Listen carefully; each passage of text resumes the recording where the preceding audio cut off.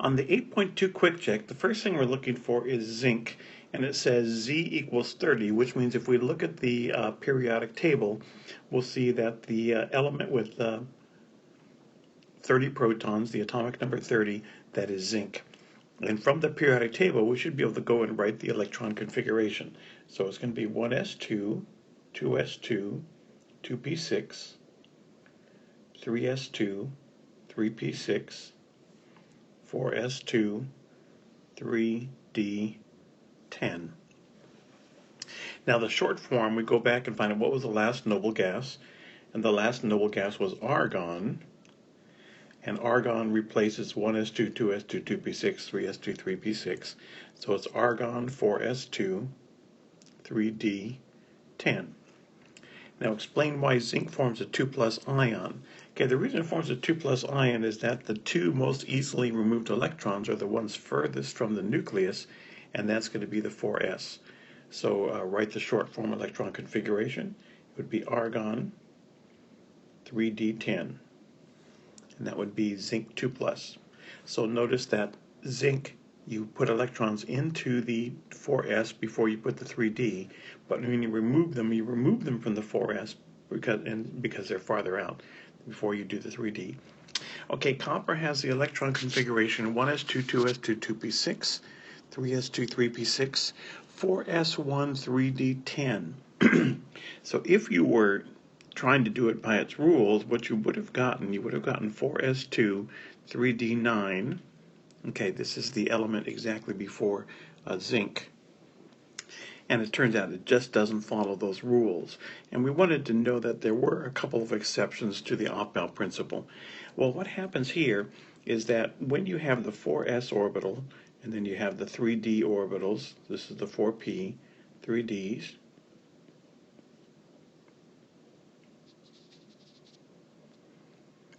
that we always think they are in exactly that relationship as far as energy. And it turns out as you get more and more protons, the energies of these 3ds kind of shift, in relative to the 4s. And if the 4s is lower than the 3ds, then it would make sense you would fill the 4s before the 3ds. But what happens is they actually lower down a little bit until they're about the same energy, and sometimes even lower.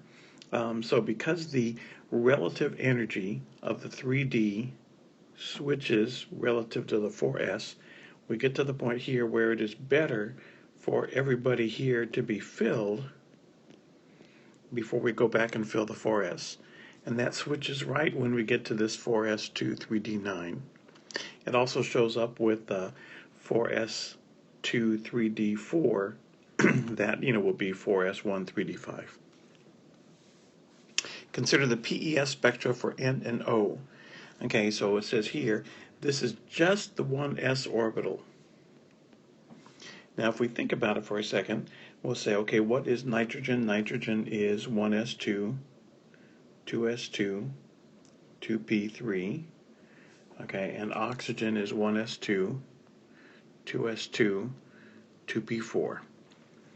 But what happens is we say, well, how many electrons are in the 1s orbital? Both of these have 2 electrons in the 1s orbital. So the height are the same. So those are both, the same relative height, same 2 electrons each. So these are each 1s2s. Why do the electrons in the 1s orbital of oxygen have a higher binding energy than in nitrogen? Okay, well in oxygen in nitrogen, we are talking about 1, 2, 3, 4, 5, 6, 7 electrons, and there are 7 protons in the nucleus, whereas in oxygen there are 8 protons in the nucleus. So if oxygen is being held in by 8 protons,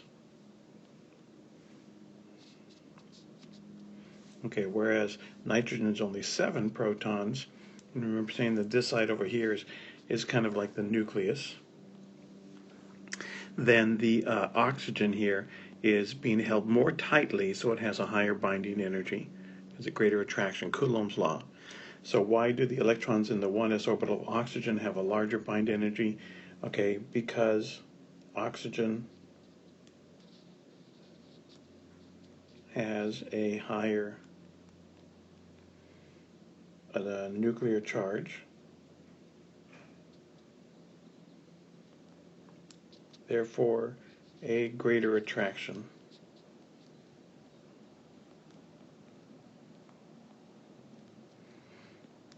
For the electrons. Okay, what element would produce this PES spectrum below? Well, what I would do first when I look at it, I would actually do the second part. I'm going to label each peak. This is 1s2, 2s2, 2p6. We can see it's 3 times larger than the other ones. Okay, 1s2, 2s2, 2p6, 3s2, 3p, and there's only 1 in there. You can see it because it's so small. Okay, so this represents 2, 2, 2, that's a 1, that's a 6. If you count that all up, it's 1, 2, 3, 4, 5, 6, 7, 8, 9, 10, 11, 12, 13. Okay, so 13 electrons altogether. And so we're going to assume this is neutral, so that's 13 protons. So this is aluminum. So this would be the PES spectra for aluminum. That's the whole quick check.